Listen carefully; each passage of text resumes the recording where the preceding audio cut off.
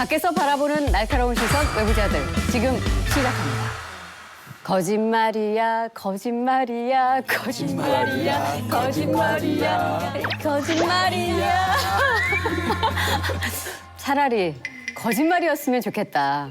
연일 국감에서 폭로되는 정말 충격적인 비리에 이렇게 탄식하시는 분들이 참 많으십니다. 그래서 오늘은 그 답답한 속을 뻥 뚫어줄 수습사원 한 분을 모셨습니다.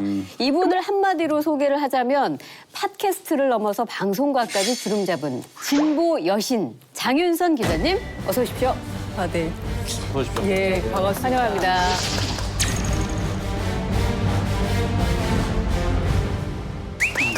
제가 당황스러워가지고요. 네. 여신이라는 말하고는 너무 안 어울려. 왜안 어울려요? 진보 여신 아주 잘 아니, 어울립니다. 제가 그 채널A 간판 프로에 이렇게 초대돼서 나오게 될 줄은 몰랐습니다. 그야말로 그게 거짓말이 아닌가 싶은 정도로. 아니 근데 여신도 생각이 듭니다. 무슨 예. 진보가 있고 보수가 있어요? 부끄럽습니다. 오늘의 명언이네. 네. 아, 지금 옆 방송국에서 김호준 씨랑 지금 쌍벽을 투탑으로 활약 중이시죠? 저는 그렇다고 생각합니다. 김호준 씨가 동의할지 모르지만. 김어준 씨는 동의하지 않겠죠? 예. 자, 국감 2주차 모든 이슈를 잠식한 이름은 이재명 지사였습니다. 경기도 국정감사가 이 지사의 개인 청문회가 될 거라는 예상이 있었는데 역시나 풀리지 않은 의혹들에 대해서 이제 재검증 요구가 계속 이어졌죠. 그렇죠. 예. 대표적인 게 그놈의 점이죠. 한 점 의혹도 없이 해명하겠다라 해가지고 사실 예.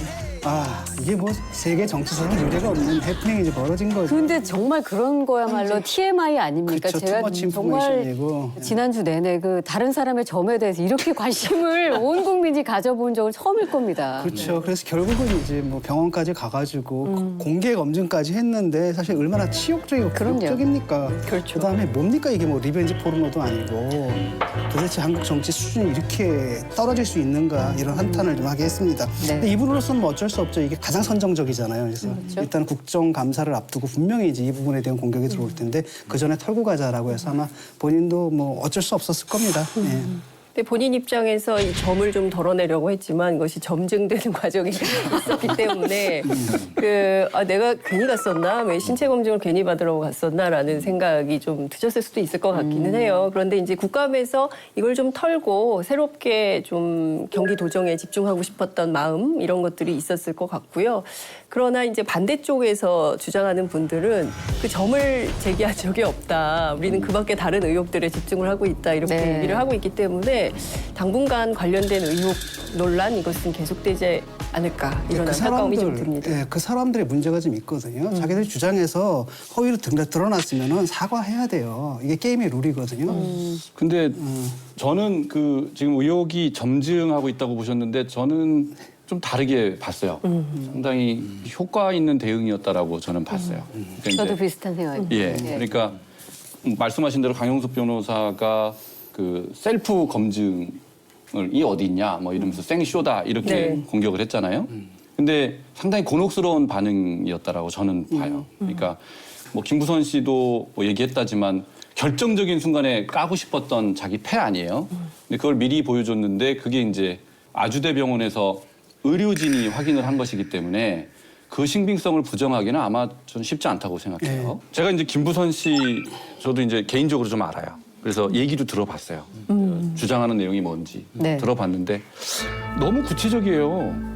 신빙성을 상당히 두고 있었어요, 사실은 마음속으로.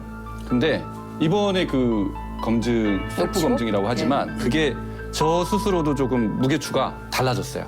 이미지라고 하는 게 매우 중요하다. 저는 이렇게 생각해요. 왜냐하면 이분이 그냥 작은 존재가 아니고 자기 어쨌건 유력 대권주자로 꼽히고 있고 1,000만 경기도민의 도정을 담당하는 분이기 때문에 하나의 이 팩트 자체로는 제가 보기엔 뭐 일단 작은 판정성을 거뒀어요. 분명히 깨끗하게. 그러나 이것이 아까 우리 장 기자 말씀하신 것처럼 의혹을 오히려 점증시키는 효과를 가져올 가능성이 있다고 보는 건 뭐냐면 이미지라고 하는 건 뭐 많은 것들이 이렇게 연관된 그 종합체로서 나타나는 거거든요. 그래서 저희가 흔히 얘기할 때 심증은 가는데 물증이 없다 이런 얘기하는 거랑 똑같은 건데 깊은 관계였던 거는 맞는 것 같다고 하는 거는 뒤집을 지금 저게 별로 없단 말이에요. 결정적인 증거가 오히려.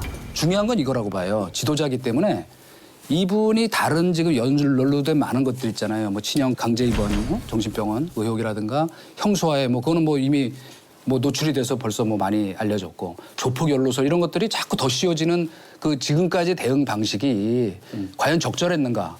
두 번째는 지금부터 오히려 진짜 더 심각한 다른 곳들로 번져갈 때 과연 이분이 정치 지도자로서 그리고 그런 것들이 종합적으로 뭔가 이 양반이 인성에 문제가 있지 않냐는 얘기 하는 분들이 많아요.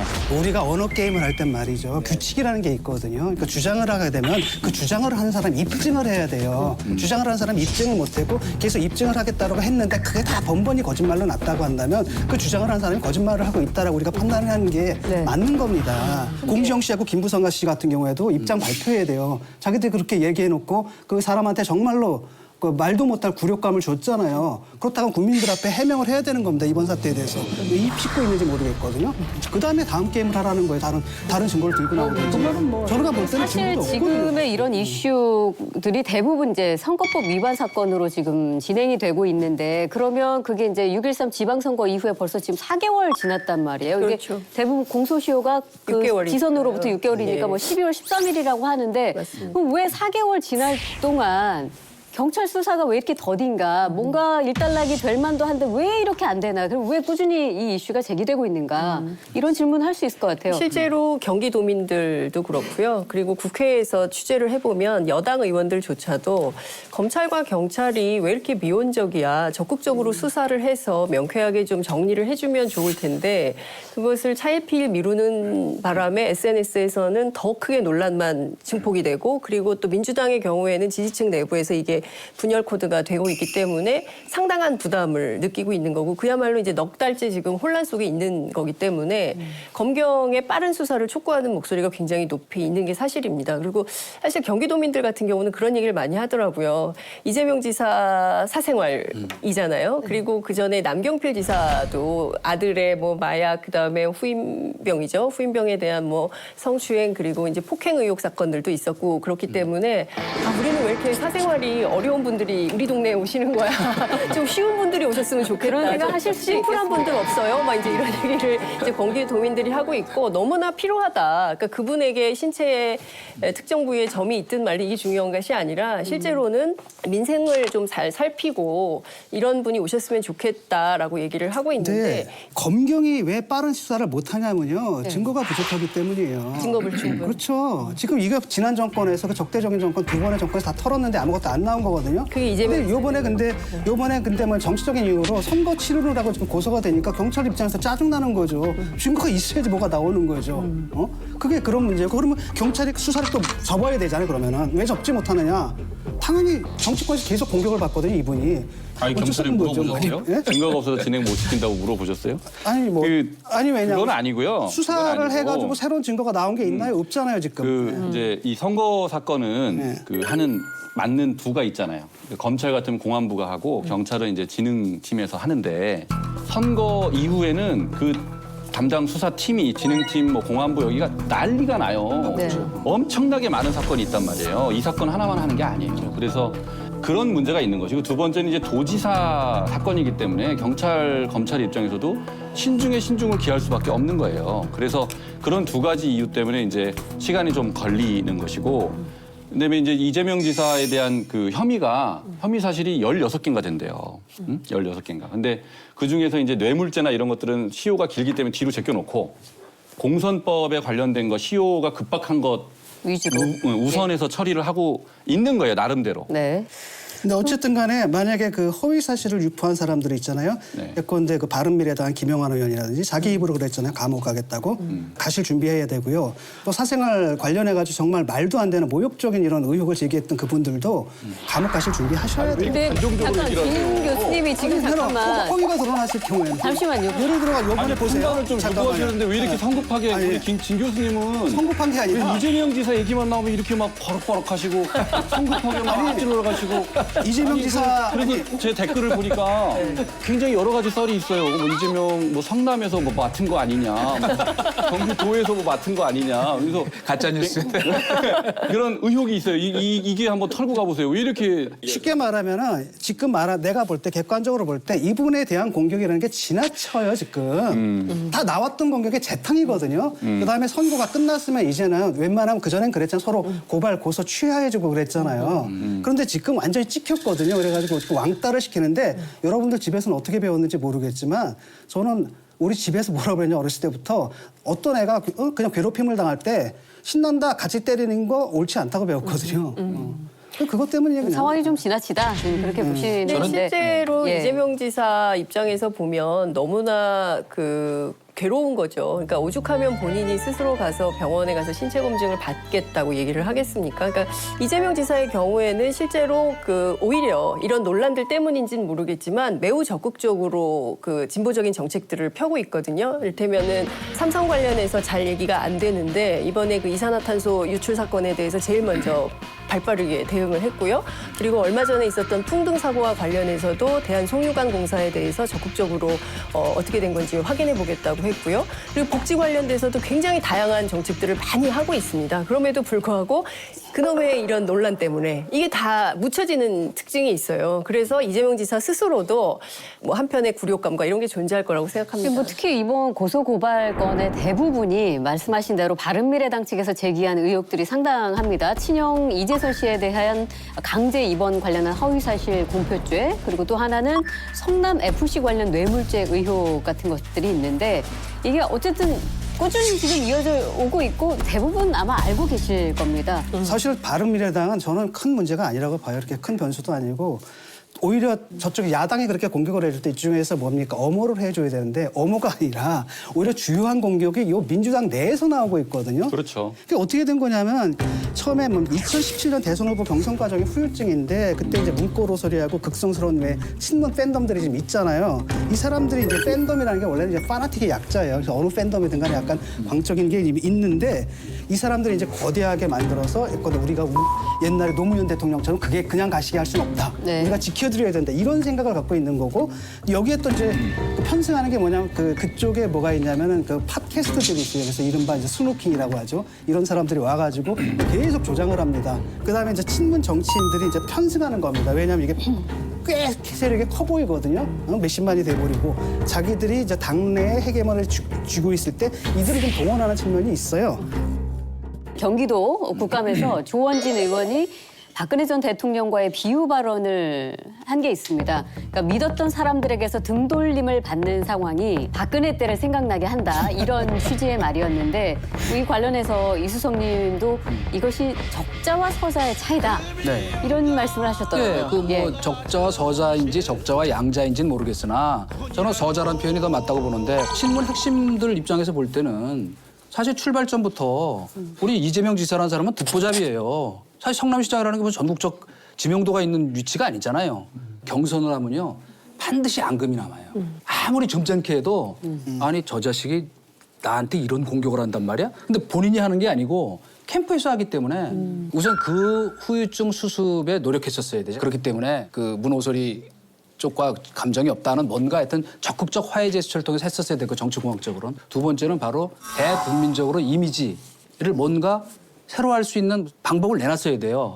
점 갖고 해결서가 제가 안 된다고 자꾸 얘기하는 건 뭐냐면 점은 그냥 많은 것 중에 하나일 뿐이에요. 그걸 이겼다고 해서 김부선 씨는 순 거짓말하고 나는 정의롭다 이렇게 생각하지 않는다니까요. 그러면 본인이 좀 이 반성을 하시고. 지사님이 서자인지 양자인지 모르겠다 하셨는데 그럼 적자는 누구? 적자야 김경수 지사 같은 분이 지금 대응하는 걸 보면은 검경이나 지금 친문 핵심에서 하늘과 땅 차이잖아요. 완전 거기는 차이다. 막 그냥 목숨 걸고 커버하는 분위기가 역연하고. 아니 근데 이제 제가 이건 취재했던 기자이기 때문에 설명을 좀 드리고 싶은데 김경수 지사의 건은 사실은 민주당 입장에서는 명운이 걸린 건이었어요. 그러니까 드루킹 특검이라는 게 민주당이 조직과 돈을 내서 대선 당시에 매크로라는 여론조작 프로그램을 돌렸냐 안 돌렸냐, 이 선거법 위반이냐 아니냐, 이것이 핵심 쟁점인데 그 가운데 대통령의 최고 측근으로 알려진 김경수 지사가 관련이 돼 있다면 이거 심각한 문제다. 그래서 김성태 원내대표가 국회 앞에 단식 농성하신 거 아닙니까? 고민이 굉장히 깊었어요. 그래서 본인 스스로는 이렇게 드루킹 의혹에 있기 때문에 내가 출마하는 것이 좋지 않다고 생각해서 출마를 하지 않겠다는 입장이었는데 당시 의총을 열었죠. 의원총회를 열어서 김경수가 어떤 선택을 하는 것이 옳으냐를 결정하자고 해서 집단지성을 모은 겁니다. 그래서 김경수가 출마하는 게 좋겠다라고 결정이 난 거예요. 그런 사연이 있는 것이고 이재명 지사의 경우에는 사실 지난 대선 경선 때부터 있었던 앙금이 있는 거죠. 당시에 이재명 대선 후보께서 세게 문재인 후보를 공격을 했었고 집중 공격을 했었죠. 그렇죠. 네. 그렇기 때문에 상당히 논란도 컸고 SNS에서 이른바 사가지 논란이 제기가 되고 했었던 것이기 때문에 당 내부에서는 이런 거예요. 그러니까 경선하고 있는 아무개와 아무개가 붙고 있는데 여기에서 아무개 편을 들으면 이 캠프 일원이 되는 것처럼 여겨지는 거예요.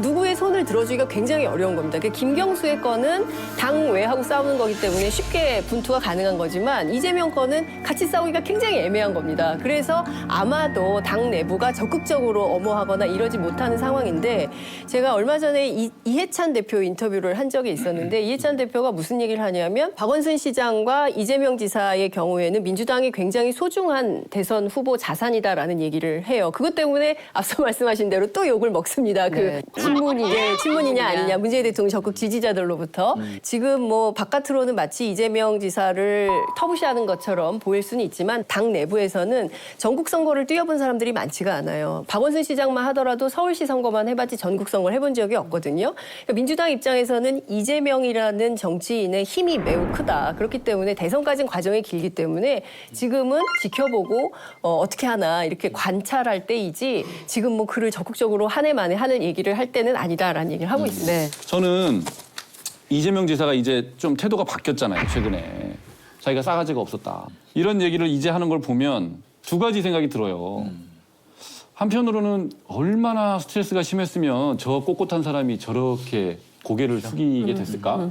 또 한편으로는 정치인 이재명이라는 걸 봤을 때 그 사람의 그 이미지가 저런 이미지가 아니었잖아요. 자기 이미지하고 상반된 행위를 지금 한 거거든요. 그래서 저는 정치적으로는 좀 마이너스였다. 그렇게 이제 자기 고개를 팍 숙인 게 그게 무슨 효과가 있을 것이냐? 저는 효과 없을 거라고 봐요. 그렇다고 해서 친문 그쪽에서 이재명 씨를 이제 또 용서해주자 이렇게 할 거냐? 저는 그렇게 하지 않을 거라고 보고. 왜냐하면 그러니까 어쨌든 그 발언은 그래도 친문이 아닌 그러니까 네. 비문 찍어내기 여당 내 그런 분위기를 의식한 발언이라는 건 맞다는 거죠. 그러니까 이제 그 큰 흐름이 있는 거라고 보는 거죠. 그러니까 이제 우리 문재인 대통령하고 경쟁했던 사람들이 차례대로 이제 날아가고 있는 거 아니에요. 안희정 지사 날아갔죠. 이재명. 그다음에 최성 그때 후보도 공천도 못 받았잖아요. 그리고 이제 뭐 박원순만 남았다. 이런 얘기들이 막 공공연하게 돌고 있지 않습니까? 이렇게 지금 자기가 고개를 숙인다고 해서 그게 효과가 없을 건데 개인이 자기 이미지하고 안 맞는 행동만 해서 오히려 꼬리를 내리면 더 타겟이 되는 먹잇감이 되는 그런. 제가 주목하는 건 뭐냐면 솔직히 저는 이재명 지사한테 관심이 없거든요. 관심 없고 이거 같은데. 이제는 말할 수 많이 알고 계세요 그런 예는. 이제 와서 하는 얘기지만 관심이 그분한테 관심이 있는 게 아니라 그분을 둘러싼 그 대중들의 정치의식이 상당히 왜곡된 거 여기에 이제 문제의식을 갖고 있는 거거든요. 네. 무슨 얘기냐면은 경선 때는 온갖 얘기가 다 나오는 거예요. 싸워야 돼요. 왜냐하면 이 경선이 라이벌전이면서 동시에 뭐가 되는 리허설이 되는 거거든요. 그러니까 본선에서 제기될 수 있는 모든 의혹들이 먼저 여기서 스파링이 되는 거예요.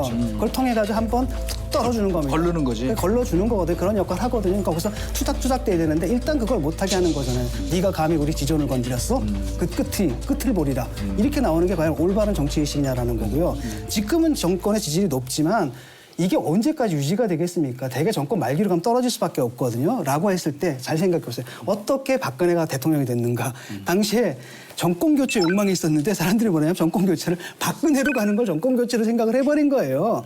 다시 말하면 각을 뒀기 때문에 되는 거거든요. 그렇기 때문에 민주당 입장에서는 카드를 두 개를 갖고 있는 게 좋아요. 이게 정권이 계속 간다면 이 카드고 이게 또라고 한다면 각을 세울 누군가도 있어야 되는 거고 또 하나의 카드가 있는 게 뭐냐면 아예 정치권에 발을 담그지 않는 네. 이 여러 가지 카드를 같이 놔야 되는데 지금 이 사람들이 어떤 특정한 계파 사람들의 헤게모니 투쟁에 동원이 돼가지고 말이죠. 민주당에서 그 유지해야 될 이런 기본적인 카드들을 자기 스스로 잘라내는 이런 우를 범하고 있는 거. 저는 이걸 지적을 하는 그러니까 거예요. 여당 내에서도 친문이나 비문이나 그건 나도 이런 동의해. 프레임을 만들지 말고 어쨌든 여러 가지 다양한 카드를 갖고 있어야 되는 거다 오히려. 그렇죠. 이번에 그 수사라는 거 보잖아요. 그러면 이제 그 해경공 김씨 그것도 난리를 쳤잖아요. 나머지 것들은 사실 온라인에서 큰 문제가 안 돼요. 뭐 성남 FC니 뭐니 가장 중요한 게 김부선 씨고요. 두 번째가 해경공 김씨거든요. 이 맥락에서는 예. 이것도 보게 되면 그 사람의 그 트위터 글을 내가 읽어봤거든요. 내가 볼 때는 법적으로 처벌할 사항이 아니거든요. 그러니까 경찰 수사할 사안이 아니에요. 근데 전담팀이 지금 6명이 투입돼가지고 6개월 동안 하고 있거든요. 근데 이게 그걸 수사를 할 사항이 아닌 게 아니라 전해철 의원이 이 계정 주인을 알아봐달라고 근데 고발을 한 거 아니, 아닙니까? 예. 그러니까 경찰이 무슨 흥신소입니까? 그런 거 알아봐주게 그분의 개인적인 그 궁금증을 일단은 경선이 끝났으면 화합을 해야 된다, 다 취소해야 된다. 그런데 지금 그렇게 못 나가고 있다라고 얘기를 했잖아요. 요번에 소 딱 취하면서 뭐라 그랬습니까? 아 당이 분열될까 봐.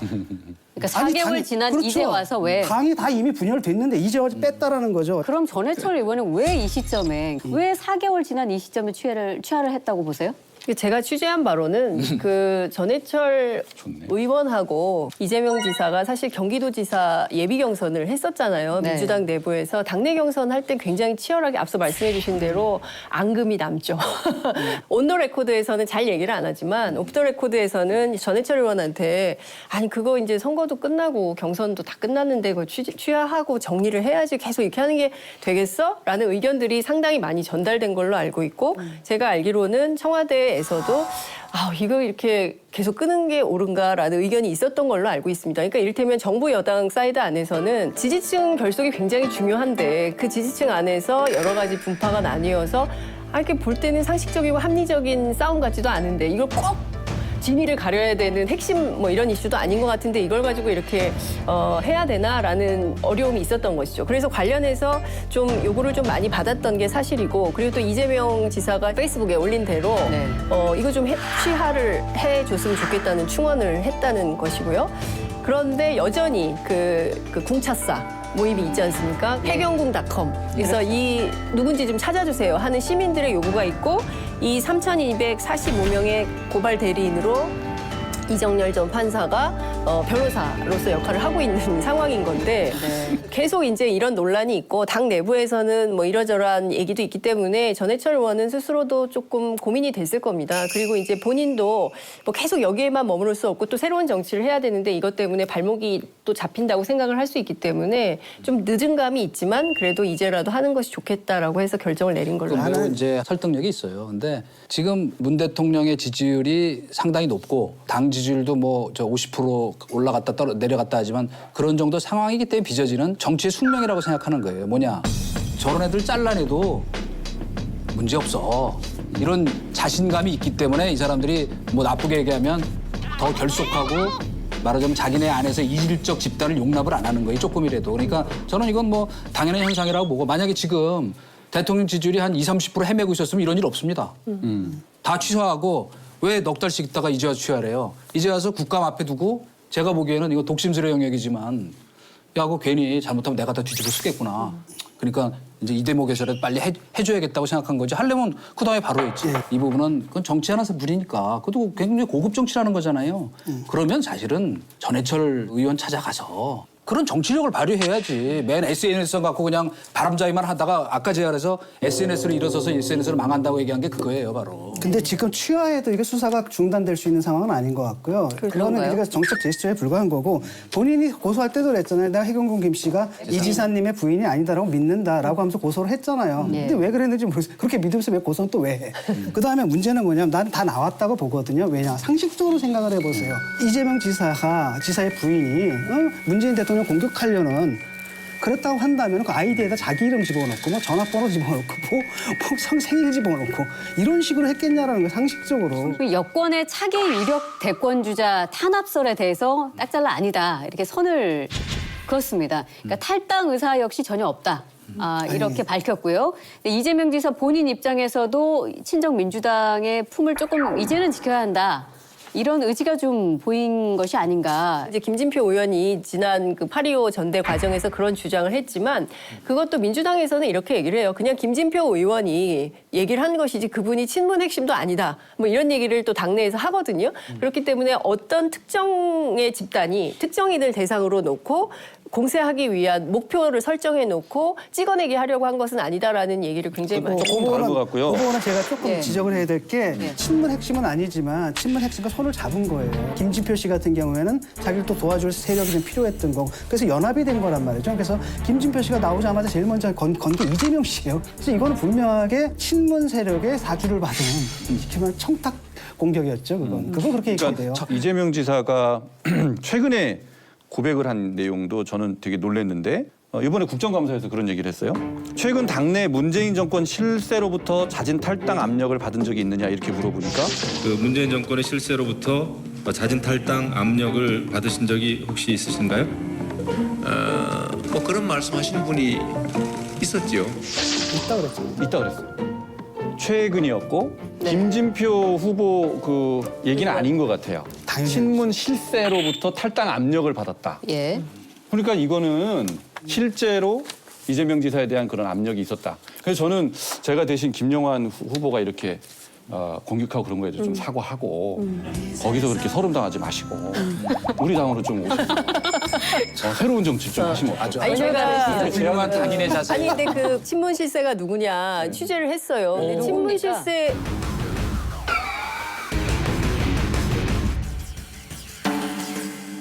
친문 실세 누구도 얘기를 못 해요. 그러니까 그 김진표 의원 아니야? 라고들 얘기를 하고 있어요. 그러니까 핵심적으로 친문 실세가 지금 아니요, 친문 누구라. 실세예요. 그러니까요. 친문 실세는 아니지 않습니까? 라고 제가 그 다시 질문을 던졌었는데 지금 탈당을 공식적으로 요구한 사람은 김진표 의원이고 그밖에 다른 친문 실세가 그런 얘기를 한 적은 없다라고 그러니까 얘기를 하고 있어요. 김진표 의원이 이 사람한테 탈당하라고 요구할 이해관계가 그분은 없어요. 그 이해관계는 딴 분한테 걸려 있는 거죠. 그러니까 지난 그 8.25 전대 때 그런 주장을 했던 거죠. 그러니까 그거는 누구의 이해관계냐면 이른바 친문 세력들의 이해관계였던 거죠. 그걸 대신 얘기해 준 거고 그렇게 얘기를 해준 대가로 그들의 표를 받은 거잖아요. 지금. 그러니까 친문 세력의 이해관계라는 것은 어떤 걸 얘기하는 겁니까? 아니 이재명 다 알잖아. 지사가 실세 세력이라는 게 실세라 그러면 삼철인데 삼철 중에 이철은 딴 데 있고 한 사람이지 뭐. 그걸 왜 감추려고 들어요? 전해철 의원 얘기하시는 건가요? 당연하죠. 전해철 의원 그건. 말씀하시는 거죠. 그러니까 그때 실제로 여의도에서는요, 그 경기지사 후보가 전해철 씨가 될 거다라는 게 아주 유력하게 다들 그렇게 봤어요. 왜냐하면 전해철 의원이 경기 그 도당 위원장이잖아요. 그래서 오래 전부터 경기도당의 그 막대한 그 자금을 가지고 관리를 다 했다. 네, 이런 얘기가 많이 있었어요. 그래서 실제로 경선을 해보니까 당내에서는 이겼잖아요. 그렇지.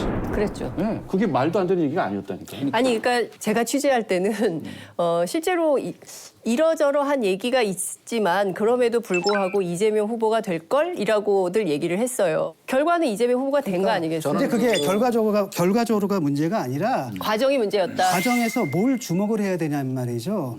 당심하고 민심이 분리가 돼 있다라는 거예요. 지금 대통령이 굉장히 어렵게 국정을 수행하고 있어요. 경제 문제 굉장히 힘들잖아요. 우리가 지난 정권에서 했어야 구조조정들을 안 한 거예요. 그 여파가 계속 오기 때문에 그걸 갖다 다 자기 책임으로 끌어안아야 할 상황입니다. 몇 년 동안은. 근데 그걸 겨우 이제 남북 관계 개선, 그 카드로 결국 버티고 있는데 지지자들이 둘로 지금 분리가 돼 있거든요. 서로 싸웁니다. 이들을 왜 싸우게 만드냐라는 거예요. 그 지지율이 20% 떨어지면 다 한 덩어리가 된다니까. 그래서 그 진 교수님 말씀처럼 정말 그 문재인 대통령을 너무 사랑한 나머지 문재인 대통령을 지켜야 된다는 그 열정 하나만으로 적극적으로 SNS 공간에서 뭐 잘못 보도하는 기자들이라든가 뭐 또 비판하는 것에 대해서 오히려 또 역공을 퍼부으면서 같이 하는 건 저는 굉장히 좋다고 생각하는데 욕설이나 그리고 좀 상식적이고 합리적인 비판이었으면 좋겠다. 그것도 대통령이 그런 걸 더 좋아하시지 않을까. 2주차 국감을 뜨겁게 달군 두 번째 이슈. 국감장을 넘어 연일 실시간 검색어까지 장악한 사립 비리 유치원 논란이었습니다. 예, 우리 외부자들에도 출연했었죠, 여러 번. 박용진 의원이 지난 11일 269억을 부당하게 사용한 유치원 1,878곳의 실명을 공개했습니다.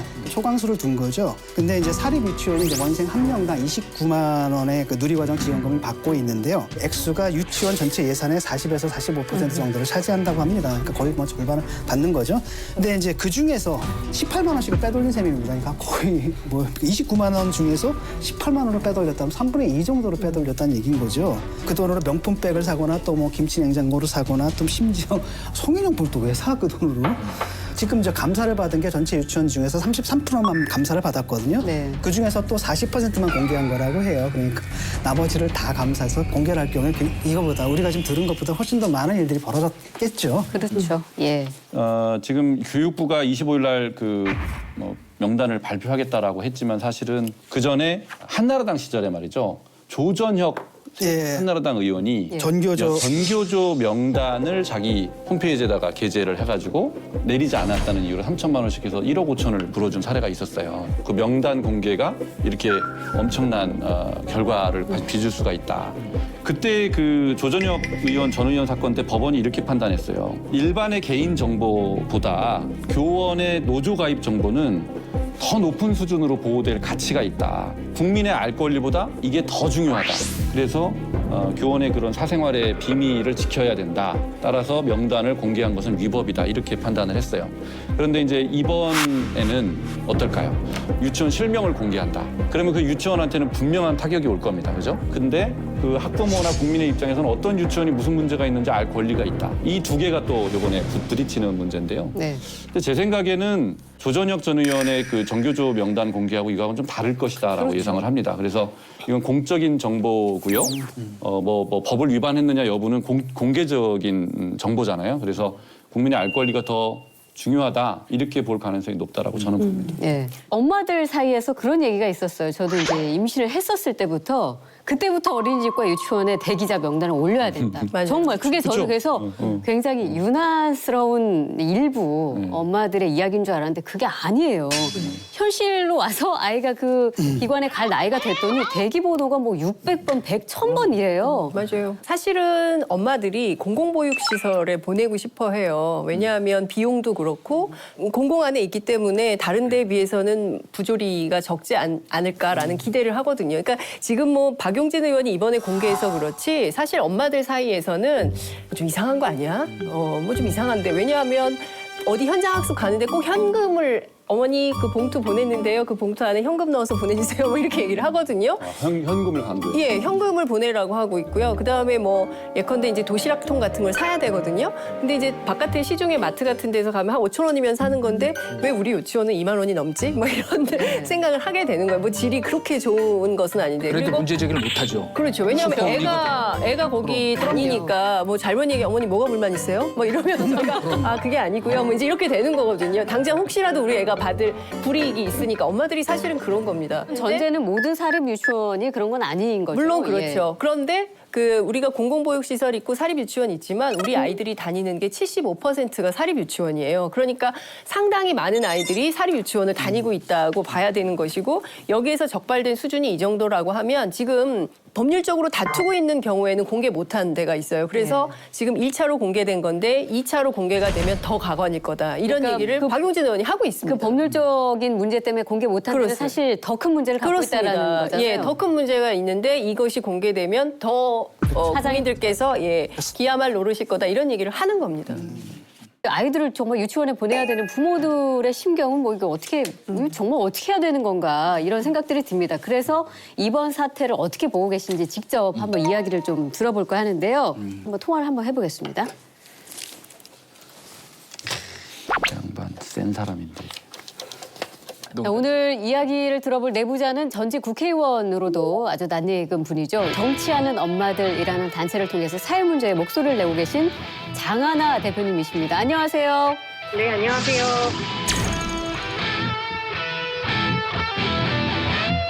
사실 지난 5월에 우리 장하나 대표께서 이 명단 공개를 먼저 요청하고 또 소송까지 하셨었다고요. 저희 단체에서요, 2017년 2월에 국무조정실 부패척결 추진단에서 이제 전국적으로 대형 유치원과 어린이집에 대해서 특정 감사를 해가지고 내용을 발표했습니다. 그때 이번에 밝혀진 이런 비리 100태가 다 드러났었는데 그 당시는 어느 기관이 문제를 저질렀나 이거를 숨겼었죠. 학부모들 입장에서는 그 감사는 잘했는데 이거 기관 이름을 비공개를 하면은 우리 아이가 비리기관에 다니든 말든 학부모는 모르는 거 아닙니까? 그죠? 이거는 문제가 있다 해서 정보공개 청구를 했던 거고요. 그게 계속 비공개가 나오니까 올해 5월에는 국무조정실과 인천교육청 상대로 행정소송까지 하게 된 거죠. 예. 근데 이게 국회의원실에서 요청하니까 자료가 나와버렸네요. 저는 좀 다른 측면에서 하나 질문을 드리고 싶은데요.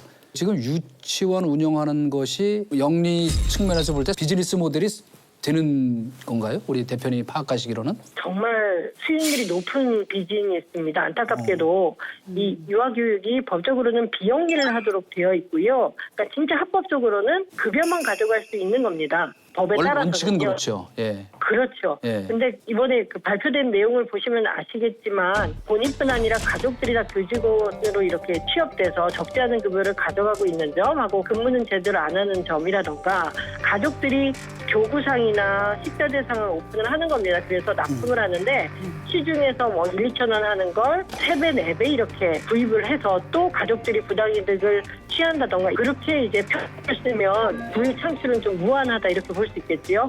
한유총 말고 한국 어린이집 총연합회도 있잖아요. 한어총이라고. 맞습니다. 한어총의 김용희 회장이라는 분이 수천만 원대 정치 자금을 모아서 국회의원들한테 건넨 의혹으로 수사를 받고 있는데 이분들이 어느 정도로 일종의 왕성한 로비력, 활동력을 보였는지 그게 좀 궁금해가지고요. 2013년에 그 일이 있어서 지금 수사받고 있는데도 작년 11월, 12월에도 어느 위원실 보좌관 100만 원, 뭐 예결위 누구 전문위원 얼마, 요거 또 문서가 오늘 하나 나왔더라고요. 정신 못 차렸다고 표현해야 됩니까? 이런 관행들이 계속되고 있고 또 나온 문건을 보니까 뭐 그냥 잘 봐줘라 하고 부당하게 로비를 한 거에서 그치지 않고 복지위원실하고 실제 그 입법을 막기 위한 어떤 회의를 했던 것들이 실제 이제 기록에 남아있다고 하더라고요. 학부모로서는 정말 너무 화가 나죠. 일단 사립 유치원 비리 혹은 문제 이런 문제들을 해결하기 위한 방법으로 엄마들이 혹시 제시하고 있는 해법이 있습니까? 우리 사회가 계속 어린이집에서 사고 나면 CCTV를 단다거나 선생님과 학부모들 사이를 좀 벌리는 방향으로 계속 이렇게 프레임이 짜져요. 근데 우리 아이들이 정말 잘 자라기 위해서는 선생님과 같이 논의를 해야지 뭐 편갈라서 될 게 아니에요. 요새 학부모들이 뭐 교육 수준도 높고요. 지적입니다. 한마디로 다 내용이 공개되면 보고서 우리 기관은 이런 게 걸렸구나 해놓고 오히려 다 공개하면 문제가 안 됩니다. 이걸 비공개하려고 하고 구분을 못하게 하니까 사실은 한유총도 계속 의심과 의혹을 받는 거거든요. 예. 부모들이 알 권리가 보장되면은 알아서 잘 판단하고 선택할 것이다. 오히려 부모들에게 그런 판단력이 없다. 그렇기 때문에 다 숨겨야 된다. 이런 것들이 부모들의 공감을 전혀 못 사고 있다. 그렇게 말씀을 드리고 싶습니다. 예. 자, 오늘 전화 연결해 주셔서 고맙습니다. 네, 감사합니다. 예. 근데 이게 사립유치원 모임 한유총이라고 하는데 이 사립유치원이라는 건 사유재산이다. 국공립과 다르기 때문에 감사 대상이 아니다. 이런 입장을 지금 고수를 해왔는데 이 부분은 좀 팩트체크를 해볼 필요가 있어 보입니다. 그런 측면이 없지는 않지만 문제는 뭐냐면 국가로부터 돈을 받고 있거든요. 지원금. 예, 국공립 유치원이 워낙 1인당 11만 원의 누리과정 지원금을 지금 받고 있고요. 그다음에 사립 같은 경우는 1인당 이제 29만 원을 받고 있습니다. 사실 어떻게 보면 세금은 더 많이 쓰고 있는 셈인데 그 박용진 의원에 따르면 사립학교 법에 따르면 유치원은 학교로 규정되어 있다라고 합니다. 그러니까 학교로 규정되어 있는 이상은 당연히 감사를 받아야 된다라는 거죠. 네. 우리 헌법상 평등의 원칙이 있잖아요. 일률적으로 균등하게 취급을 해야 된다는 게 평등의 원칙이 아니고요. 다른 게 있으면 그만큼 다르게 취급해도 그게 오히려 평등의 원칙에 부합하다라는 건데 그러니까 지금 국공립 유치원의 회계 감사 시스템, 회계 시스테믹 에듀파인이라는 프로그램인데 사립 유치원한테도 이제 적용을 해야 된다라고 하는데 사립 유치원이 그걸 거부했다는 거 아니에요? 그렇죠. 그런데 이제 사립 유치원 원장들도 국가에서 지원받는 뭐 2조 원, 총 2조 원 정도는 그거는 우리가 그 어떻게 쓰는지 투명하게 우리가 보고할 의무가 있다라고 인정한다. 그런데 그것을 넘어선 부분까지 에듀파인 시스템을 적용하면 모든 회계 정보가 다 보고가 된다는 거예요. 그런 부분에 있어서는 자기네들이 이제 좀 부당하다라고 느낀다는 거죠. 이른바 이제 아파트 원가 공개, 영업 비밀이다 이런 거 비슷한 거 아니에요 지금? 그 누리과정 지원금만 한해서 기재할 수 있는 그런 시스템을 만들면 되는 거 아닌가요? 그러니까 이제 그 부분에 대해서 사립 유치원들이 그렇게 요구를 하는 거에 대해서 박용진 의원이 최근에 그런 얘기를 하더라고요. 그런 사립 유치원의 요구를 들어주면 결국은 뒷구멍을 만들어주는 거랑 똑같다. 받아들일 수 없다라는 입장이더라고요. 근데 저는 박용진 의원이 이번에 굉장히 용기 있는 일을 했다라고 평가를 하지만 그렇다고 해서 사립 유치원 쪽의 입장을 깡그리 다 무시를 할 수는 없는 상황이다라고 저는 보거든요. 네. 어쨌든 공교육이 구멍이 있는 부분을 그분들이 오랫동안 메워준 거 맞거든요. 그분들이 지금 다 사립 유치원을 안 하겠다고 해버렸을 때 대책도 없어요. 그런 상황에서 사립 유치원들을 이렇게 비리 집단으로 매도하는 게 이게 과연 바람직한 방향이냐라는 거에 대해서 저는 이제 문제 제기가 있는 것이고요. 반론을 좀 네. 하고 싶은데요. 어느 저하고 지점인가요? 한판 하시죠. 굉장히 많은 부분에서 반론을 해야 될 것 같습니다. 오늘 갑자기 악마의 대변인 역할을 지금 하느라고 고생이 많으시네요. 네. 아니 근데 사실은 이분들이 다 그만둔다고 하면은 이거 뭐 구멍이 생기기 때문에 안 된다. 늘 그렇게 협박을 했어요. 작년에도 똑같은 일이 있었습니다. 지원금을 늘려달라는 요구를 하면서 예. 그냥 집단 휴원을 해버렸어요. 그래서 당장 일하는 엄마들의 경우에는 아니 내일 출근을 해야 되는데 얘를 어디다 맡기고 내가 출근을 해야 되나 이런 당혹스러움이 있는 거예요. 그러니까 교육당국에서도 늘 그런 것 때문에 일종의 협박인 것이죠. 그래서 이분들의 주장에 늘 뭐 대충 끌려다니고 이렇게 얘기를 해왔다고 했지만 교육부도 면피할 수 있는 수준은 아니라고 생각을 합니다. 사실은 그 국가로부터 뭐 조금 그 보조를 받는 건데 뭐 이걸 갖고 난리냐라고 생각하신다면 저는 그건 참 잘못됐다고 생각해요. 45%면 운영 자금의 거의 절반 가까입니다. 그럼요. 그런데다가 더 중요한 거는 그게 개인적으로 영리를 생각하지 아니할 수 없는 부분이 있다고 해서 예를 들면 뭐 원비 같은 거 학부모님들한테 받는 거 아니에요, 그죠? 근데 그 투명성을 보장할 수 있는 장치가 아무것도 지금 현재 없단 말이에요. 예를 들면 학부모들의 무슨 운영위원회 같은 거라도 만들어져 있었어야 되는데 그것도 없었어요. 그리고 학부모들이 제일 중요한 거는 슈퍼울이기 때문에 그렇죠. 가서 문제 제기를 못해. 왜? 중학교, 고등학교만 해도 문제되면은 전화기라도 보내고 요새는 거꾸로 교사분들이 뭐 억울한 일을 당하는 경우도 많더라고요. 그런데 여기는 말도 잘 못하는 어린애들 있잖아요. 보통. 선생님한테 어릴 때 조박혀갖고 정신적 트라우마가 생길까. 이게 그냥 전부 전전긍긍하는 입장이니까 그런 면에서 본다면 이거는 사실 그동안에 교육부의 직무유기도 굉장히 큰 역할을 한 거다. 감시의 사각지대가 돼버린 거예요. 뭐 여러 가지 방법이 있을 수 있지만 한유총에서는 또 이런 이야기들을 합니다. 우리가 전체적으로 비리 집단으로 매도되는 거 우리도 싫다. 그러니까 차라리 그 지원금을 유치원이 아닌 학부모에게 줘라. 이런 주장도 하고 있거든요. 아니 저는 직접 지원 방식에 대해서 좋다고 생각을 합니다. 근데 워낙 그 또 반대를 하시잖아요. 국민들에게 직접 지원하는 방식으로 복지 혜택이 돌아가면 복지병 얘기도 하고 국민의 뭐 세금 낭비다 이런 얘기도 하기 때문에 그런데 큰 틀에서 보면 지원금을 이게요 이명박 정부 때거든요. 누리과정 예산이 대폭 늘어나는 것이 아니, 그 얘기해 보세요. 그때 이명박 정부 당시에 진수희 장관이 보건복지부 장관이었고 당시 이제 이주호 교육부 장관이 누리과정 예산을 좀 만들어서 국민들에게 복지 혜택을 주자. 저는 이명박 정부에서 이건 굉장히 잘했다고 생각을 합니다. 다른 거 뭐 4대강 사업이나 이런 등등 잘못했다고 보지만 어찌됐든 이 누리과정을 만들어서 전폭적으로 지원을 하는데 그 예산을 전용하지 못하는 시스템을 도입을 했어야 되는데 그것은 안 한 것이죠. 누리과정 지원을 할 때 직접 지원 방식이 그때도 논란이 됐었어요. 그런데 그때는 다 그 보육시설에 간접 지원하는 방식으로 결정이 돼서 당시에 사실은 집에서 아이를 보는 엄마들도 나는 집에 있다고 해서 시설에 안 다닌다고 해서 이런 혜택을 못 받는다는 게 말이 돼? 그래서 유치원은 혹은 또 어린이집을 보냈거든요. 그러니까 그런 엄마들의 경우에는 직접 지원을 받으면 그 돈을 가지고 자기가 케어할 수 있는 것이죠. 맞다, 그런 차원에서 혜택이 있는 거예요. 그러니까 저처럼 일하는 엄마들은 어린이집 보낼 때 그 어린이집 문 앞에서 헤어지는 순간이 정말 괴롭습니다. 그러니까 애는 떨어지지 않으려고 하고 울고 막 지각하게 생겼는데 얘는 안 떨어지고 막 이러면 너무 억장이 무너지거든요. 그런 경험을 안 해도 되는 것이죠. 그럼 집에서 애를 볼 수 있는 거예요. 그러면 어느 정도 이 아이가 자라서 그때 선택을 해서 보내면 되는데 이때 앞서 제가 말씀드린 대로 75%가 사립 유치원에 보내는데 공공보육시설이 태부족이라는 겁니다. 그러니까 다른 나라들 프랑스 같은 경우를 보면 동네 그냥 나가면 바로 집 앞에 공공보육시설이 있어서 거기다가 애 맡기고 그리고 회사 갔다가 올 때 찾으면 되고 그리고 각 회사마다 너무 좋은 어린이집 혹은 또 유치원 시설이 있는 거예요. 그런데 보내면 되는데 우리는 그렇지가 않아요. 그러니까 엄마들이 사립 유치원을 꼭 보내고 싶어서 보내는 게 아니라 동네에서 공공보육시설 가려면 막 1,000명, 2,000명, 3,000명씩 줄은 서 있고 당장 애는 어디에 맡겨야 되고 얼마나 열심히 알아보는데요. 이 유치원도 가보고 이 어린이집도 가보고 다 싹 다 동네 다녀보고 그중에 좀 비싸더라도 그리고 좀 돈을 더 주더라도 그래도 우리 아이가 안전하게 다닐 수 있는 곳을 선택해서 보내는 거예요. 그런 데가 사립 유치원인데 알고 봤더니 이렇게 엉터리 방터리로 운영을 하고 있었다는 것에 대해서 지금 전 국민이 분노를 하고 그 지점이 가장 화가 나는 그렇죠. 이 비리 유치원 명단 공개하는 것에 반대하는 여론이 0%입니다. 0%. 다 공개하라는 거예요. 근데 이번에 이제 90%가 적발이 됐다는 거 아니에요. 2,000개를 조사를 했는데 1,800개가 넘는 곳이 적발이 됐는데 이게 비리 유치원이다. 지금 이렇게 타이틀이 걸려 있어요. 비리 유치원이다. 근데 여러분들 보세요. 정말 그럴 것 같으세요? 90% 이상이 비리 유치원이다. 이렇게 보시나요? 적발된 건수가 그렇다는 아니, 거고요. 그러니까 저는 감사받은 5년 이 점이 굉장히 중요한 점이에요. 비리 유치원이 있을 수 있어요. 그렇다고 해서 적발된 5,000건, 그다음에 1,800군데가 넘는 유치원, 90%가 넘는 유치원이 전부 비리 유치원이냐.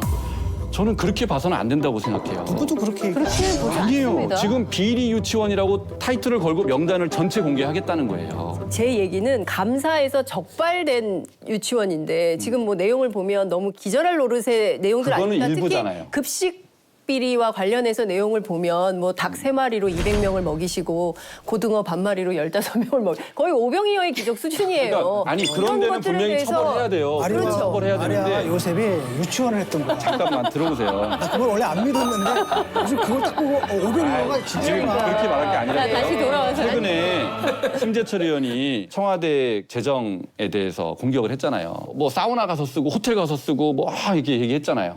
근데 청와대가 거기에 대해서 반박을 했잖아요. 그죠? 근데 내용만 보면 충분히 의혹을 제기할 수 있을 만한 내용이 있는데 알고 보니까 그만한 사정이 있었잖아요. 저는 그런 기회를 청와대가 가졌던 그런 기회를 유치원한테도 줄 필요가 있다는 거예요. 그래서 감사해서 적발이 됐어요. 뭐 문제가 있으니까 적발했겠죠.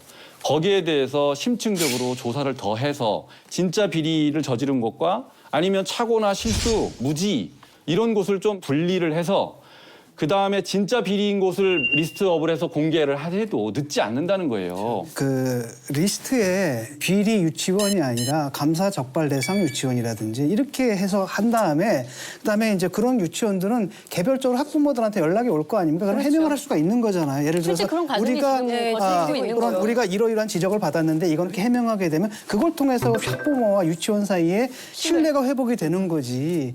이걸 갖다가 그냥 감춰버리면 맞는 말씀인데 자 일반적인 절차였으면 그렇게 가면 됐을 거예요. 그런데 지금 이미 판이 비리 유치원으로 됐어요. 1,800 몇 군데는 비리 유치원으로 그냥 언론이고 다 그렇게 도배를 하고 있어요. 그래서 이번에 그게 발표가 되면 저기는 비리 유치원이다. 이렇게 낙인이 찍히는 거란 말이에요. 이미 그렇게 차분하게 갈 수 있는 상황이 아니에요. 제가 사실은 지금 이런 발언하는 게 사실은 저는 부담이 돼요. 왜냐하면 그 전에는 박용진 의원 전에는 유치원에 대해서 뭔가 얘기하는 것 자체가 그렇죠. 용기가 필요했지만 지금은 거꾸로 맞아요. 불과 며칠 만에 그럼. 이 유치원에 대해서 뭔가 옹호하는 발언을 하는 게 용기가 필요하게 분위기가 맞아요. 바뀌어버렸어요. 우리 제가 그 부분을 지적하는 거예요. 장 변호사 말씀하시는 거에 충정을 120% 인정하지만 그러나 사립 유치원 파동의 연원을 거슬러 올라가면 이 거창하게 얘기하면 역대 정권의 책임 방기예요. 보육 문제라는 게 얼마나 중요한 일입니까? 네.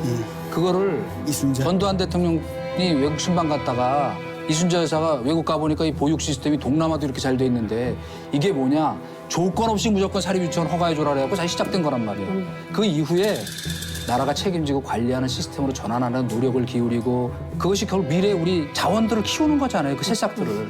지금 문제는 뭐냐면 저 우지라면 파동부터 뭐 쓰레기만두, 기생충 김치. 그러니까 예를 들면 그렇게 딱 개념이 정해지면 선의의 피해자가 나오죠. 그렇죠. 그러나 그거를 계기로 해서 발전적인 개혁을 내야 한다는 점에서는 이번에 다소 억울하신 부분들이 있더라도 차제에 이런 보육 문제에 대한 전반적인 재검토 그리고 유치원 운영, 사립 유치원 운영에 대한 어떤 좀 투명하고 객관적인 감시 시스템을 마련해야 된다는 이런 개혁을 하고 싶어도 할 수가 없었어요. 그 정말 상상할 수 없는 엄청난 로비 단체거든. 사립 유치원들이 집단 행동 때문에 이제 국회의원들까지 치락터락한다라는 이야기가 잠깐 나왔는데 그럼 왜 진작 정치권에서 나서지 못했을까 하는 아쉬움이 있는데 왜 그랬을까? 그 해답이 바로 지금 그 질문에 있는 거죠. 그런 거죠. 왜냐하면은 이 지역 유지잖아요. 그런데 뭐 전국적으로 모르겠습니다. 근데 어차피 근데 지역구로 내려가게 되면은 표가 몇천 표 사이로 왔다 갔다 하거든요. 근데 그분들이 뭐 그런 데잖아요. 입당원서 딱 주면은 그냥 순식간에 몇십 장씩 받아오는 분들이거든요. 단체도 조직화돼 있고 이렇기 때문에 실제로는 지역구에서 당락을 좌지우지할 수 있는 상당한 영향력을 갖고 있거든요. 그러니까 눈치를 볼 수밖에 없는 거죠. 중요한 문학을 부분입니다. 실제로 좌지우지하는지까지는 솔직히 모르겠어요. 그러나 좌지우지할 것 같다는 겁을 그렇지, 주죠. 그렇죠. 중요한 그렇지. 건 네. 선거에서 제일 큰 게 네거티브예요. 이를테면 우리가 그 사람 만나갖고 이 보육 정책이나 뭐 유치원 문제 물어봤더니 그냥 깡무식한 사람이 그냥 절대 지금 안 되겠더라 이런 식으로 흘려버리면 어쩌겠어요 한번 생각해요. 근데 그런 입이 쫙 깔려갖고 감당이 지역구, 되겠어요. 한 지역구네. 그래 꼼짝 말하죠. 그러니까 유치원 원장들 중에 그렇게 정치적인 사람들이 있어요. 그 사람들이 보면 뭐 자기가 진짜 이 지역에 누구를 만들었다는 둥 막 이렇게 하는 사람들이 있는데 근데 저도 정치해 보니까 그런 사람 다 뻥이거든요. 그런 사람 다 뻥이거든요. 교육청 관계자한테 제가 직접 들은 얘기인데 지금은 이렇게 여론이 들끓지만 다음 총선 때 박용진 의원 굉장히 어려울 겁니다. 이런 얘기를 그럴 수 해요. 있죠. 왜냐하면 박용진 의원이 페이스북에 본인이 직접 올리기도 했었는데 노회찬 의원이 그 떡검 명단을 공개했을 때 당시에도 여론은 굉장히 뜨거웠었거든요. 그런데 결과로는 유죄 판결 받았고 의원직 상실로 이어졌다는 것이죠. 그래서 본인이 그런 처지에 놓인 것에 대해서 굉장히 상실감이 든다 이런 내용을 올리기도 했었는데 지금 중요한 것은 시민들이 끊임없는 감시 그리고 끊임없이 그렇게 적극적으로 열심히 비리를 파헤치고 폭로하고 그리고 지금 나온 것도 빙산의 일각이라는 거 아니겠습니까? 그렇다면 정말 빙산의 모든 영역이 다 드러나서 한국 사회가 좀 더 투명한 방식으로 유아교육이 진행될 수 있도록 끝까지 국민들이 좀 촛불을 들고 감시를 해야 되지 않을까. 근데 뭐 일부 유치원에서 아까도 말씀드렸지만 폐업을 하겠다 혹은 휴원을 하겠다 뭐 이런 이야기들이 솔솔 좀 나오고 있는데 실제로 폐업을 하기까지 그게 이렇게 쉬운 문제인가요? 그러니까 법리적인 절차상? 안 되죠. 유치원 인가를 받을 때도 뭐 관청에 인가가 있어야 되지만 폐원을 할 때도 인가가 있어야 돼요. 인가가 없으면 폐원 못 합니다. 예. 왜냐하면 그 아이들 보호하기 위해서 그렇죠. 그렇죠. 갑자기 폐원해버리면 그 다니는 아이들. 어떻게 할 거예요? 그래서 이제 특별한 사정이 있어서 폐원을 해야 되는 상황이 있을 수 있잖아요. 그때는 그 아이들이 졸업할 때까지는 무조건 유지를 하고 그 다음에는 이제 모집을 안 한 다음에 이렇게 연착륙할 수 있도록 이렇게 관에서 유도를 하고 있더라고요. 정말로 돈 벌려고 이거 한 분들 있잖아요. 그런 분들로부터 국가에서 인수해야 돼 서서히. 그러니까 전체적으로 보게 되면 만족도가 국공립이 굉장히 만족도가 그럼요. 높고 모든 면에서 낮잖아요. 그래야지. 예. 이 문제는 뭐 시장에게 맡겨라. 이럴 차원의 저희 문제가 아니라. 저희 집사람이 요새 이 보도 나오니까 해야 그러더라고요. 될것 같아요. 아니 그러지 말고 법을 개정해서 폐원하시겠다는 분들이 있으면 인수할 수 있도록 해주면 요새 할 일도 없는데 그거 정직하게 경영할 텐데 이러시더라고요. 그러니까 폐원하는 거 너무 걱정하지 마세요. 정치권을 떠나 있는 두 남자에 대한 관심이 여전히 뜨겁습니다. 언제 어떻게 돌아올지 벌써부터 예측이 난무하는 유시민 전 장관 또 홍준표 전 대표 이야기인데요. 먼저 유시민 전 장관은 새로운 직함이 생겨서 이제는 유시민 이사장이라고 불러야 되겠죠? 예, 지난 10월 15일이죠. 사람 사는 세상 노무현 재단 예. 5대 이사장에 취임을 했습니다. 뭐 이사장의 주 임무는 노무현 전 대통령의 기념화 사업 전반을 관장하고요. 또 묘역과 생과 관리까지도 하는 것으로 알고 있고요. 당연히 이제 언론에서 정치 재개하는 게 아니냐라는 많은 핵심 질문이었죠. 그렇죠. 질문이 계속 쏟아지니까 뭐라 그랬냐면 취임식 때 얘기하겠다라고 얘기를 했습니다. 저는 지난 5년 넘는 시간 동안 글 쓰는 사람으로 살아왔습니다. 제가 원해서 선택한 삶이기 때문에 앞으로도 글 쓰는 사람으로 살아가려고 합니다. 임명직 공무원이 되거나 공직선거에 출마하는 일은 제 인생에 다시는 없을 것임을 분명하게 말씀드립니다. 고맙습니다. 예전에도 그랬지만 이번에 또다시 한번 확인을 한 건데 이렇게 유시민 이사장이 명확하게 정치하지 않겠다라고 했음에도 여전히 정치 재개 사인인 거 아닌가 이런 해석이 지금 오가고 있습니다. 정계 잠정 은퇴를 선언한 유시민 작가의 컴백 가능성 퍼센테이지로 예측을 좀 해보고 그리고 좀 더 부연 설명을 하겠습니다. 나는 결과적으로 100%. 저는 컴백 가능성을 50%로 봅니다. 50%? 사실은 그거보다 조금 낮게 보는데 저는 이분이 컴백하셨으면 좋겠어요. 사실 바람을 희망을 담아서. 저는 한 30%. 30%. 왜냐하면 본인이 진심으로 얘기를 했을 거라고 생각하고 말장난치는 건 아니었다라고 저는 봅니다. 저는 아직은 0%. 아직은 0%. 여기 아직은의 방점을 좀 찍어야겠네요. 언론이 너무 또 막 이렇게 이럴 것이다 저럴 것이다 예측성 보도를 쏟아내고 있는데 저는 좀 진심을 믿어줄 때는 확실히 믿어주는 게 좋겠다. 이수성님은 어떻게 100%인가요, 이게? 제가 아까 단서를 달아서 결과적으로 100%가 될 것이다 했던 것은 여러 가지 주 객관적인 정황이 장차 끌려 나올 수밖에 없는 상황이 될 것이다 하는 그 이제 개인적 관측을 전제로 한 것이지만은 예. 제가 믿지 않는 중요한 이유는 굳이 많은 직함 중에 난 작가다 하는 거를 강조해서 유 작가로 불러달라고 하는 그게 오히려 더 수상한 거예요.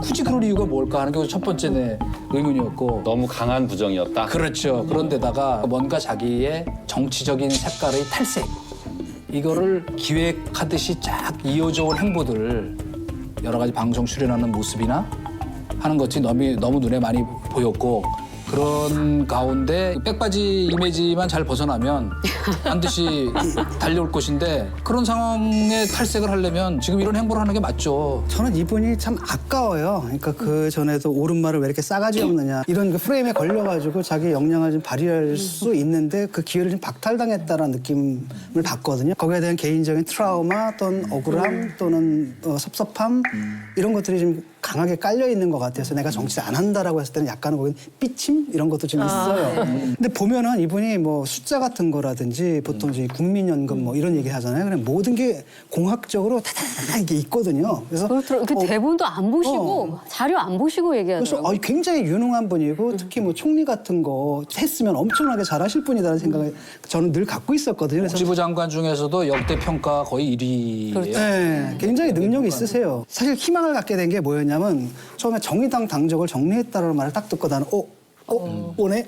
왜냐면은 사실상 저도 정의당 당원이지만 당적 그냥 유지하는데 아무 상관없거든요. 그러니까 놔두면 되는데 굳이 정리했다라는 건 사실 우리 당적 가지고는 좀 큰 정치하기는 좀 그렇잖아요. 그래서 언제 정리했다는 거예요? 그게 꽤 됐어요. 한 올해 초인가? 올 초에 얘기는 했었는데 그 전에 이미. 제가 알기로는 그 심상정 대표가 만류한 걸로 알고 있습니다. 그러니까 두 분 친구시잖아요. 그래서 당적 정리를 올 초에 하겠다고 했었는데 야 올해 지방선거도 있고 그런데 선거까지만 기다려달라? 영향력 있는 이런 분이 이렇게 결단을 내리면 선거에 영향이 있을 수 있으니 지방선거 이후로 좀 해달라고 얘기를 해서 오케이 그럼 거기까지 해서 지방선거 이후에 당적 정리가 되는 걸로 알고 있습니다. 아까 총리 하시면 잘하시겠다는 표현을 약간 했는데 그 이준석 최고위원도 아마 분명히 총리로 행보를 하실 수 있을 것 같다. 뭐 그런 얘기 하더라고요. 자기가 막 해놓은 말이 있기 때문에 그걸 말을 뒤집어가지고 이렇게 한다라기보다는 특정한 정세가 자기를 부르면은 거부할 사람은 아니라고 보거든요. 그래서 저는 문재인 대통령이 정치할 가능성보다 그 유시민 이사장이 정치할 가능성이 한 5배 정도 더 많다고 봐요. 그게 50%네? 사실 정치권 안에서 그 진 교수님 말씀하신 것처럼 그렇게 전망하시는 분들이 굉장히 많이 있으세요. 배우 문성근 씨는 이런 얘기를 하더라고요. 내가 지금까지 만나온 가운데 최근이 가장 편해 보인다. 그렇기 때문에 유시민은 유시민의 롤이 있는 것 같다. 정치 안에서는 그 수많은 카드 중에 하나인 것은 틀림이 없습니다. 과거하고 다르기 때문에 국민들이 늘 살아서 검증을 하잖아요. 그러니까 누가 언제 어떻게 될지 모르기 때문에 살아있는 하나의 카드로 관리하고 싶어하는 그런 카드가 유시민 작가다, 이사장이다 이런 말씀 드릴게요. 동상이몽인 것 같아요. 동상이몽. 유시민 이사장이 노무현재단 이사장에 하필 갔잖아요. 정치 복귀 신호다라고 읽혀지는 부분이 분명히 있을 거고요. 그럼에도 불구하고 맡은 것은 이제 노 전 대통령에 대한 약속을 지키고 또 기여하는 것 이런 의리 이런 면이 있었다고 보고 근데 이제 이해찬 대표가 추천했다는 거 아니에요? 저는 이제 그게 중요한 의미가 있다. 이해찬 대표가 지금 뭐 50년 집권설, 20년 집권설 얘기하고 있는데 그 어떤 플랜의 첫 번째 단추 정도 될 텐데 민주당이 내세울 수 있는 여러 가지 카드 중에 하나를 지금 불펜에서 준비시키는 그런 이제 의미. 그러니까 이제 같은 이사장 취임을 두고 본인과 옆에 있는 사람들이 다른 생각을 하는 동상이몽. 네. 사실은 친노의 그 본류 세력 안에서도 유시민 이사장의 존재는 상당히 독특한 존재죠. 뜻은 같이 했지만 어떤 정치적인 행동을 같이 했던 말하자면 결사대라든가 뭐 측근이라든가 뭐 가신그룹이라든가 이런 개념과는 전혀 다른 존재였거든요. 누가 그렇게 쉽게 막 융합하고 뭐 형님 동생 어울리고 하는 걸 잘 못하는 그런 본인의 한계도 대외적 이미지로서 극복했지만 이해찬 대표 차기 정권 재창출하는데 자기가 굉장히 중요한 역할을 하겠다고 생각하고 또 할 것으로 예상되는 그 입장에서 본다면 당연히 이런 자리에 보내서 친문 본류그룹과의 어떤 그 융합을 도모해놓는 게 매우 중요한 정치공학적으로도 네. 포석이죠. 그래서 저희가 앞에 이재명 지사 얘기를 할 때 이재명 지사는 지금 그거를 실패하고 있는 거거든요. 어쨌든 간에 뭐 이유가 여하튼 그런 면에서 본다면 매우 큰 시사점이 있다. 그런 생각이 들어요. 근데 사실 제가 알기로는 이해찬 대표가 당대표를 맡으면서 이사장직을 내놔야 하는데 적합한 사람들을 찾고 있었어요. 뭐 그 가운데 이제 정현주 전 KBS 사장에게도 하시면 어떻겠냐라고 제안을 했었을 때 정현주 전 사장이 본인 언론인 출신이기 때문에 재단의 이사장을 맡는 것이 적합하지 않는 것 같다. 그래서 이제 사양의 뜻을 표했고 그 밖에도 뭐 다른 여러분들을 접촉했었는데 마땅히 하겠다는 분들이 없었고 그리고 사실 이해찬 대표 입장에서 보자면 유시민 이사장은 굉장히 막역한 사이예요. 유시민 이사장의 경우에 또 학생운동을 했고 이해찬 대표도 학생운동을 했고 제야 민주화운동을 함께했던 동지적 관계에 있는 분들이거든요. 그리고 의원 시절에 보좌관이었어요. 의원 시절에 보좌관을 했어요. 근데 제가 일화를 한번 들은 적이 있었는데 그때는 뭐 형편들이 어려웠는지 집에서 같이 생활도 하고 뭐 이랬었던 모양이에요. 근데 그렇게 설거지를 깨끗이 잘한다는 거예요. 유시민 이사장이? 예, 유시민 이사장이 설거지를 너무 잘하고 그래서 자네는 어떻게 이렇게 그릇을 깨끗이 닦나 했더니 이런 건 기본 아니에요? 막 이렇게 하면서 했다는 거예요. 그래서 제가 보기엔 굉장히 각별히 아끼는 후배에게 당신이 좀 맡아서 노무현의 정신 또 노무현의 가치 그리고 노무현의 정치를 특히 젊은 사람들에게 많이 전파했으면 좋겠다. 이런 좀 함의를 담아서 부탁을 했고 선배가 그렇게 요구하신다면 그렇다면 제가 하겠습니다라고 했다고 저는 들었습니다. 예. 제가 취재한 결과입니다. 근데 이제 문제는 뭐냐면 본인이 그걸 내가 받아들였을 때 그것이 갖는 의미가 어떤 것인지를 모르고 받았을 것 같지는 않아요. 그러니까요. 그래요. 그리고 예상을 이 했겠죠. 노무현재단 이사장이라는 자리는요. 자기가 마음만 먹는다면 전국적으로 자기 세력을 또 세력화할 수 있는 그런 아주 좋은 자리라는 점에서 앞으로 노무현재단의 이사 자리를 어떻게 채우는지를 좀 보면 이분이 야심이 있는지 없는지 드러날 것 아닌가. 네, 여론에 강제 소환된 유시민 이사장과 달리 또 지금 소개할 이분은 셀프 소환이 좀 어울릴 것 같다 생각이 듭니다. 연일 뭐 SNS를 통해서 자기 존재감을 정말 뿜어내고 있는 분.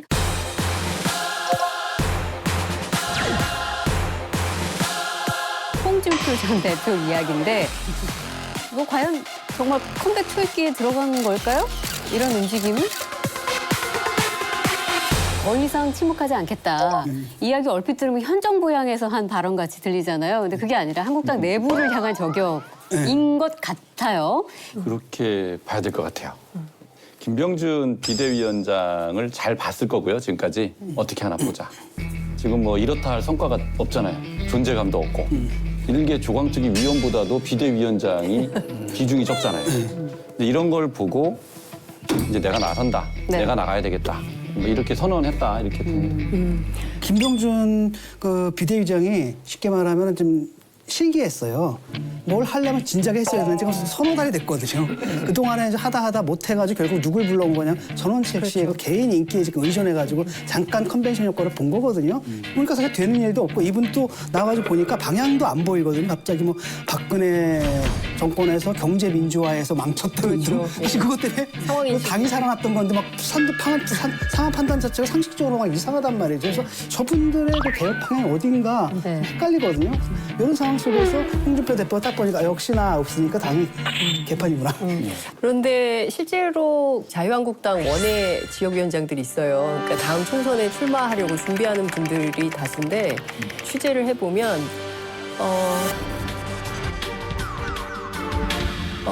제발 좀 자유한국당 원외 지역위원장들이 있어요. 그러니까 다음 총선에 출마하려고 준비하는 분들이 다수인데 취재를 해보면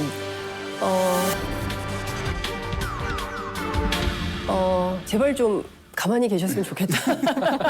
그분이 등장하면 우리가 차라리 탈당을 하거나 아니면 불출마 선언을 하는 게 낫겠다. 그러니까 홍준표 간판, 김무성 간판으로는 안 된다. 그렇기 때문에 사실 이러시면 아니 됩니다. 이런 분위기가 너무 많다는 거를 홍 대표님이 좀 아셔야 되지 않을까. 현재 뭐 한국당 이제 전당대회 앞두고 내부 친박 세력이죠. 김진태 의원 등이 태극기 부대 지금 입당을 적극 추진하고 있다고 하거든요. 그럼 만약 그렇게 된다면 홍준표 전 대표의 컴백이 조금 더 어려워지는 거 아닐까 이런 생각이 드는 게 한때 이제 홍 전 대표는 친박 세력에 대해서 뭐 바퀴벌레다, 뭐 암덩어리다 이런 비유를 한 만큼 뭐 그게 이제 문제가 될 것 같지는 않고 사실은 이미 이제 이 당대표 시절에 뭐 선거 패배가 이제 임박하던 시절에 이미 그분이 뭐라고 그러겠냐면 나 2020년 총선 그 공천권 내가 행사하겠다라는 강한 의지를 이미 표명한 바 있거든요. 그러니까 나온다는 얘기인 것 같고 좀 답답한 게 김무성계하고 그다음 홍준표계하고 이른바 친박계가 있는데 김무성계는 사실 이게 주류가 아니거든. 나갔다 돌아온 애들. 옥당파란 말이죠. 뭐 가출 소년이란 말이에요. 그다음에 이제 홍준표 씨 같은 경우는 뭐냐면은 그 당의 그 선거 패배에 책임을 지고 물러서야 할 분이란 말이죠. 그다음에 친박은 뭐냐면 청산의 사람들인 거예요. 이런 상황 속에서 좀 당연히 그 무주공산인데 그나마 좀 이렇기 때문에 뭔가 질서를 세워야 되는데 그 정도의 카리스마를 가진 사람이 누구냐라고 했을 땐 본인이 아마 자기라고 생각할 거예요. 그 당의 혼란, 이 당에 누군가 주인이 있어야 되는데 역시 그걸 해낼 사람은 나밖에 없다라고 생각할 것 같아요. 지금 우리 역사에서 정당 역사에서 당대표가 됐는데 이번에 또 나온다 이런 역사가 있었나요? 저는 아마 찾기 어려울 거예요. 없는 역사죠. 네. 예. 지금 전당대회 2번 연속 도전한다는 거거든요. 그러니까 이거는 자기 아니면 이 당을 살릴 사람이 없다라고 스스로는 확신하고 있는 거예요. 그렇죠. 실제로 지금 자기만큼 뉴스메이커가 없어요. 홍준표 대표를 만만히 봐서는 안 된다. 뭐 태극기 부대 몇 명 입당 이런 거 가지고는 흔들리지 않을 예, 것이다. 그리고 이분은 깜짝 놀랄 거예요. 자기가 과거에 무슨 말을 했든지 간에 상관없습니다. 그 현실에 맞는 공식을 꼭 찾아내요. 우리 이 홍준표 대표는 그 검사에서 국회의원으로 변신한 이후 한 번도 그 강력한 권력 지향적 욕구에 이 쉼이 없었던 분이에요. 그렇기 때문에 지금 이제 그 양반이 그 연세에 그거 바뀌겠어요. 그 DNA가 그냥 딱 이미 다 저게 돼 있는데 그러니까 뭐 전당대회까지 가고 아주 뭐 잘 되시기를 저도 바라지만은 그 파탄이 나올 때까지 가실 겁니다. 그렇기 때문에 그건 뭐 명약 관하다. 아니 잘 된다는 게 이제 대표가 되시기를 바라신다는 거예요? 잘 되는 게 뭔지는 모르겠어요. 저도. 꼭 나한테 물어봐야 되겠어요. 확인 사살입니다. 아니 근데 실제로 당내에서는 그런 얘기가 있어요. 그러니까 그 전까지 그의 정치 이력을 쭉 돌아보면 비주류예요. 비주류고 조직이 없었어요. 그렇기 때문에 자기 조직을 만들려고 부단히 노력을 하던 가운데 뭐 류호예 씨하고 싸움도 나고 뭐 이러지 않았습니까? 그러니까 뭔가 잘 안 됐어요. 그러니까 이 화합형 리더십이라고 하기엔 조금 어려움이 있는 류호의 거죠. 최고들이 나와서 그 당시에 그 억울함과 그렇죠. 예, 해명을 분노와 와 뭐 이런 게 하셨는데 아니 그리고 더 결정적인 것은 이분이 다음 총선에 내가 출마를 어디로 할 거냐면 하고 콕 찍어가지고 대구 북구로 자기가 갔잖아요. 가버린 거예요. 그러니까 거기에서 멘붕이 된 거죠. 그러니까 아니 지금 당 대표가 당 전체를 추슬러서 전략적으로 판단해서 누가 어디에 갈 건지를 정해야 되는데 다 빼놓고 내 거 먼저 찜을 해. 야 이건 너무한 거 아니야?라는 것 때문에 이게 지금 뭐 현역들도 그렇고 당 밖에 계시는 원외위원장들도 그렇고 이건 아니지. 대중정치인으로서 정치가 페이스북 안에서는 뭐 활성화되는지 모르겠지만 오프라인에서는 그렇게 큰 박수나 환영을 못 받고 있다. 이렇게 볼 수 있을 것 같습니다. 어차피 한국 보수가 무슨 새로운 메시지 이걸 통해 가지고 지지를 얻는 게 아니거든요. 그냥 TK 핵심 딱 잡고 TK 맹주가 되면은 그냥 경상권 맹주가 되고 그 영남권 맹주가 되게 되면 자유한국당 전국적으로 다 지배할 수 있는 그런 구조고 아마 이렇기 때문에 이분이 굉장히 그런 쪽으로 가신 것 같은데 답이 없어 이 동네. 답이 없어. 자, 근데 어쨌든 한번 생각해봤을 때 흑행 면에서는 좀 성공할 것 같긴 하죠. 이제 그나마 홍준표 대 전원책이냐, 그게 혹은 김병준 비대위냐, 어쨌든 흥행을 좀 할 것 같은데 당 내부에서 과연 누구 손을 들어줄까요? 그건 누구 손도 들 수 없는 게 현실적인 한계고 이 전원책 저 위원장 같은 경우도 우리 대권 그 주자라는 그 자산은 우리가 함부로 하면 안 된다는 취지의 얘기를 하지 않았어요. 그 말은 뭐냐면 진짜로 무슨 당권에 가까이 갈 그런 희망이 보면 또 다 몰려들게 돼 있어요, 현실은. 맞아요. 그러니까 지금은 그냥 뒤에서 군시렁 거리는 거예요, 나쁘게 얘기하면. 본인이 만약에 다음에 대권 도전 안 하겠다. 다음에 정권 찾아오는 내가 밑거름 역할을 할 테니까 믿고 나에게 맡겨달라 그러면 그때는 전혀 다른 그럴 수 있죠. 지형도 열릴 수 있다. 그러니까 근데 이제 정치권 안에서 지금 어떤 얘기가 나오냐면 제3지대 백지신당론이 나옵니다. 그러니까 무슨 얘기냐면 다음 총선 앞두고 이대로는 답이 없으니까 바른미래당에 있는 의원 가운데 뭐 이정미 대표에 따르면 11명이 자유한국당으로 아니라니까. 가려고 자꾸 한다. 그러세요. 그래서 손학규 대표가 갈 테면 가라. 뭐 이제 이런 얘기가 나오는 건데 그러니까 핵심은 이런 것 같습니다.